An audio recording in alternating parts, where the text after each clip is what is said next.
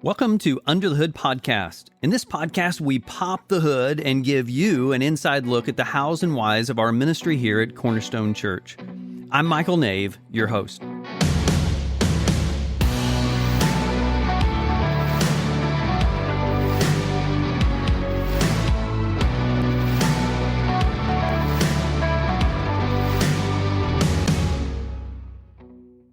Well, in this episode, we're going under the hood in a really special way because we are popping the hood on Cornerstone Garage, and I'm joined by the leaders of Cornerstone Garage, Tony Almerode and Gary Jennings. Guys, it is so good to have you with us today. Well, thank you for having us. Yeah, thank you. So let's go back. Tony, how long have you and your family been at Cornerstone? I think it's been about 15 years. Yeah. So when we were in the old building over by the hospital, off and on, but I think I've been a member for 6 years now. That is awesome. Yes, I remember your family way back in the day, like all the way back to the time that I've been around. Now, Gary, how about you? How long you been hanging around Cornerstone? Somewhere between 5 and 6 years. Okay. And we're going to get to part of your story here in just a few minutes of your journey in this. So this is such an incredible conversation for me. Like we always enjoy going under the hood, and we get to do that with some cars today. But also, we get to have a discussion about two guys who have connected their passion with serving God in a really special way in Cornerstone Garage. So, hey, let's get the backstory. Gary, we'll start with you this time. Like, how did you get into cars? Like, where did that all begin for you? Well, I'm glad you asked that because that's one of my favorite questions. My dad had a 66 Chevelle. Cherry red for those that care. SS, two-door hardtop, of course. Come on. And we went to go get gas one day just down the street from our house. And we stopped, and of course, I was out with Dad pumping gas and whatnot. And keep in mind, I was born in 65. My dad traded in cars every 2 years. So I tried to always kind of time this. So I had to have been around 2 to 3 years old. Wow. So it really started at a young age for me. And a 63 split window Corvette pulled in with side pipes and the racing flags on the fender. And from there, I mean, you were hooked? Yeah, because I mean, I don't really remember my dad's Chevelle. I do love Chevelles now. Yes. But to look back on it, there's, I guess, the side pipes and, it was probably a big block. And, well, actually, I don't think the big block came out till 67, so I was wrong on that. But anyways. It sounded awesome, and I just remember that was my earliest remembrance of a car, so I think that's where it got started. Gary, it is so fun to hear you describe those vehicles with specifics, like specs that the ordinary man doesn't even understand, part of what you just said, which is so thrilling to me. And to hear you describe those vehicles all the way back to the time you were 2 or 3, that is incredible. So fun to see that passion alive in your ministry. Tony, how about you? Like, when did you fall in love with cars? Where did that happen? Where did it begin? Mine wasn't as early as Gary's, and I don't have as specifics as Gary, but I mean, his story was pretty vivid. Yeah, like he set the standard. Yeah. So I remember in high school, I had two buddies. One was Quentin, and the other one was Jay Tyree, and they both had lowrider trucks. Mm-hmm. So they like had the airbags and stuff. And I watched Jay like basically drop the truck to the ground and scrape the ground. Yes. I was hooked from that moment on like just the hot rod scene and the culture. And yes, I didn't even know that like it's almost like a lifestyle for me, at least, that started on, whenever that happened. Yes. And so the car passion began then, but it's just always, developing every year, every moment. Like, I don't know about Gary, but for me, like, I think about cars 24/7. Wow. Like it's hard to turn it off. Wow. Okay. So now let's talk about this thing called Cornerstone Garage. Tony, you were there from like the beginning. Let's talk about how it began and where it is today. So How did Cornerstone Garage get started? I would say that Jesse Vaughn and me have credit for starting Cornerstone Garage. And then Jason Thrash had a hand in it too. The garage started out as Hot Rod Garage. That's right. At level 7. Yes. And then we did that for a little while, but it kind of fell off. Our members had lives, families, other passions, and it fell off, unfortunately. And, for about a year or so, I think we didn't meet. And I had, just the draw every time I drove by the garage bays here at the church. Yes, the old Walmart auto bays, down the east side, right? Yeah, oil changes and tires and stuff were done there. So every time I drove by that area, I knew like something needs to be done with that automotive related, and I could feel God kind of nudging. So I talked to Jason Thrash in a small group meeting, and I just kind of mentioned it out of the blue. I was like, hey, Jason, I think it'd be cool to start something with those bays. And it was partially Jason that ran with it, and he was like, we need to do that. That's awesome. So all the way back, the Hot Rod group was kind of an activity group. Yeah. Some guys interested in, but now it's starting to transition. Now, did it reset with Jason's help as an activity group at first? Yeah. Again? At first it was an activity group. So I think our first meeting, like we welded a table together, because I'm a welder by trade. So that was my thing that I could teach, was welding. So we signed the bottom of the table with a welder, like everybody learned how to weld and stuff. So that was our first meeting, but it started out as an activity group of us, working on our projects.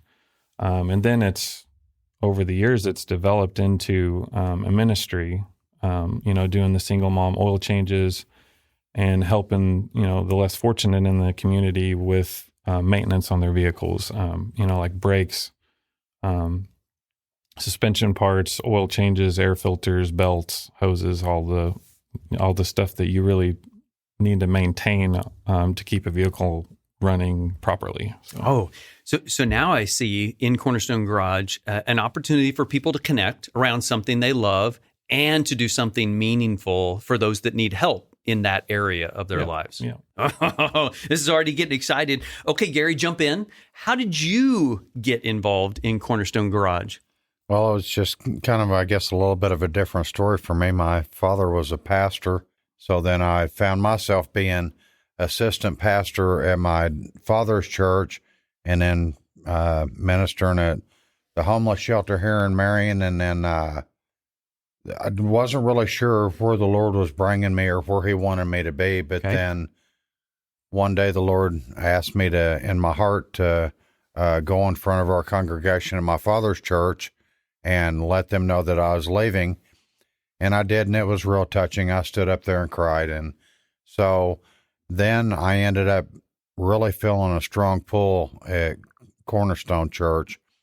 And then one day I was entering the church, and then I read the sign out front, and it touched my heart. And then, so, then also I started finding out what all this church does to help, so many different people, not only in our area, but abroad. And it that touched my heart too. And that's when, like I say, I went to a lot of churches around here, and praise God for all the churches in this area. There are some great ones out there. Yes. I feel like Cornerstone is kind of leading the way from what I can see as far as how we're meant to help people. So then I guess the second meeting, I had to go back and look at the time frame. And I guess the second meeting, when Tony and Jason restarted this, I happened to end up at that meeting. I'd known Tony from before, from going to different car events and car shows together. So we were already close. And now we've really grown close. Yeah. And, we even have another gentleman in another little, like, almost small group that we have, that we try to contact each other each day and see if one or the other one needs prayer, and that's real helpful. And the other guy in our small group, me and him even have been working out together. So just, it's amazing the things that God will have in store for you. And so then when I got involved with that, and I was a little bit standoffish at first, and now I'm just like gung-ho because I seen how we could start helping people in our community. I mean, it's amazing what God has done through that garage, and it continues to grow leaps and bounds. It drops off a little bit in the summertime because, we're off doing our car events. Sure. In the winter, it seems like to me, every winter we've came back stronger. We're down a little bit on attendance right now. Would like to pick that up, but I'm sure you'll touch base on that. But that's come and join us. So then I seen where God has that to be my ministry right now. So that really set me on fire, but I'll leave that alone. So let's talk about these two pieces. What I keep hearing from you guys is, one, it's this great opportunity for men and women to connect around this activity of taking care of their cars. And Tony, I know one of your passions is helping people that would say, wow, I need to be able to do this for myself. I can't afford to send this off and have somebody take care of the oil change and the tires and the brakes. Like, you have a real passion for helping people take care of their vehicle. Yeah. And then as people learn how to do that, it creates more opportunity to serve others. So there's this connection, there's this training, there's this serving others. And as you guys talked, when we set up this conversation, I really appreciated that you wanted to be very careful to not make this about, look how awesome we are. Yeah. I really appreciated that about both of you. So without making awesome about you, celebrate a few of the things that God has done that you've really enjoyed as part of the garage ministry. Share a few stories that you've said, highlight reel. For mine, it would be, I don't want to name names, but me and Gary are in a Verge group now with one of the guys that started in Cornerstone Garage as just a volunteer. Mm-hmm. And because of his involvement with the garage, I believe now his whole family goes to this church. Wow. And then I think he's tippy-toeing around the idea of getting baptized. I don't, but it's so cool to see the growth of just one mustard seed, push, to be able to serve and him be involved with, doing a car giveaway. Right. I think it sparked something in him, to be able to serve the community. And then it just kind of clicked like, okay, well, what's this garage about? And we talked about the side door of the garage, getting people to come in the side door. Well, that got him in the front door. Yes. And that for me it's so awesome to see him growing as a Christian man and, leading his family into the doors of the church. I mean, he's got a wife and two young boys. It's amazing to watch. And then the blessing of, my wife mentioned something about the last oil change we did last year. She said the lady had the decision to either give a gift for her child or have to do the oil change. Wow. So she had that decision to make, and we made it easy for her. Yes. Because we provided her with a free oil change. Right. So those are two blessings in the past that I've been able to see and be blessed with to witness. So there you have God using your talent, your expertise, your passion, your ability to give a blessing to somebody else that removed a choice that was going to be a miserable choice to make. And then to create, as you said, a side door. And I love how you've described that for somebody who might say, I don't know if I even fit in church, or I don't know if I'm ready to come through the front door. But then when there's connections with other people who are using their gifts and talents in that way, it's like, oh, there are people here like me. You don't have to just be this wonderful singer or Bible teacher to fit in a church. Right. I could find a place of ministry. Gary, what would you add to that? Like highlight reel, favorite part of what you've seen God do? I think one of my favorite things that I've seen is when we're able to give cars away. Yes. It's absolutely amazing because the people may not have a way to get to work. It's holding them back. And then here we are giving them a car that is not just a car that we're giving away, but Tony and I are both really mechanically inclined, and it seems like we really fit together well, like the Lord put us together, because if one of us can't figure it out, the other one probably will. Right. And we feed off of each other.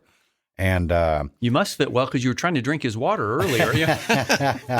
Well, when you're close, you're close. That's right. I asked, but then I went ahead and took a drink anyway. Without permission, but that's okay. Yeah. But no, to see how you've worked together and provided that. And it's not just a vehicle, like you said, you're providing a way for them to get to work and provide for their family. And a church. Yes. To go get groceries, right. And to me, it goes back, and I don't share this with very many people, I wouldn't mind to, so I'll share it. I kind of went on the run for a while. My father was a minister, like I say, and I kind of pushed away from that until I think it's been almost 14 years. I really do need to look. I've got it wrote down somewhere. 14 years ago, my father asked me to come to church, and I said, the church fall in on me. He's like, no, it won't. So I went and I sat down in church, and I started crying, and I went to the bathroom, and this is why I don't tell this. And I started crying in church, and I went to the bathroom, and I was always just kind of a tough guy, and I shook my fist at God. And I said, Lord, I've always been a tough guy. I'm not going to cry. I haven't cried since I was a kid. I'm going back out there, and if I cry again, I'm leaving. I'm never coming back. Oh. Well, I went back in there, and of course, I guess God's got a great sense of humor. I start crying immediately when I sat back down. Well, it was almost like an out-of-body experience. Wow. I went to get up and leave the church, and instead of making a left to leave the church, my body made a right, and my father's in the middle of a sermon. I walked up there and said, what must I do to be saved? The Lord is so good because he reached down through that Murray clay right there that day, and he saved me, and he changed me, and he softened my heart, and he filled me with love and compassion. And the Lord told me to give everything I had away. And I did. I gave everything I had away. And the Lord spoke to me that night, and he said, you will never have another broke day in your life. I was counting that change. And the Lord just, I guess through him seeing that I had enough love for him, that I had a giving heart, he is just, he blessed me. I never had that much in my life, and now I've succeeded in life because of that. Sorry, I didn't mean to get off on that rabbit trail, but it kind of explains how the compassion led over into where I am now, because me being homeless and being able to give a car to a homeless person like we've been able to do, to be able to, work on people that are downtrodden on their luck, and they think the Lord doesn't love them, and nobody loves them, and nobody cares for me. And to be able to connect with us, and us just be able to give them a hug and tell them Jesus loves them. And like the last car we gave away, I was blessed enough to be there, and I got to pray over the car and the people. Yes. And they had just got here, I think, from Venezuela. Wow. And so they didn't even speak English. We had a translator, and they gathered hands with us and prayed, and it just, stuff like that, it really touches your heart in a deep manner. So, yes. Oh, to hear your passion from you intending to go left and God taking you right down front, and for that to result in this passionate ministry that you have to help people who are maybe where you have been, and to have that joy. I really appreciate you sharing that. Sure. Now, earlier you mentioned there's some opportunity for people to get involved. Tony, what are you looking for? What opportunities are there for people that maybe would say, I don't know if I could even serve in a church? What opportunities does Cornerstone Garage have right now? Just volunteering. And what does that mean? Like, how am I volunteering? How do I jump in? We meet every 2 weeks on Saturday. Okay. And so if you have a little bit of car knowledge or a lot, we could use you. We can teach along the way too. Me and Gary kind of look over every project that we undertake in the garage to make sure that everything's done properly. We've got guys in there that, they've never turned a wrench before. And now they've developed into having a father-son project. So just from that initial volunteering, I would say, I would encourage people, don't be shy or bashful. If you don't think that you have enough knowledge, there's a place for you to be able to volunteer and help. So you're offering both for somebody who says, hey, I'm ready to help. I'd love to mentor, teach a guy how to even get an oil change or change the brake pads. And also to that person who says, I'd like to learn. So you're inviting both of those. Yep. Okay. Yeah. So every other Saturday to be part of the garage. Anything else that you would say, hey, come get involved, or here's another opportunity? We are trying to meet on Thursday nights. So if you can't meet, on the weekend, we are making it available for like Thursday afternoons. We're doing the podcast recording on Thursday night tonight, so we can't do it tonight. But yeah, we're trying to be there more often. With Gary, he's retired still, sort of kind of retired. He's back in the game. Huh? He's available to be able to be there to volunteer, and we have cars that were donated that need maintenance work. Mm-hmm. They just need diagnostics.